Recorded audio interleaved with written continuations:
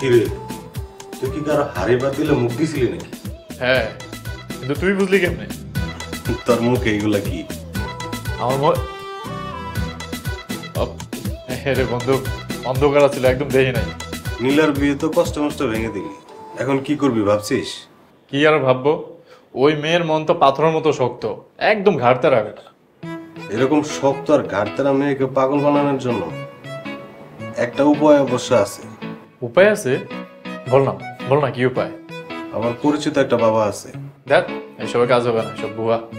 আরে না, আমার বন্ধু রাকিব একটা মেয়েকে ভালোবাসতো। নীলার মতো ওই মেয়েও ঘাটতারা ছিল। বাবার কাছ থেকে চিকিৎসা নেওয়ার পরে রাকিবের জন্য পাগল হয়ে গেছিল। বলিস কি?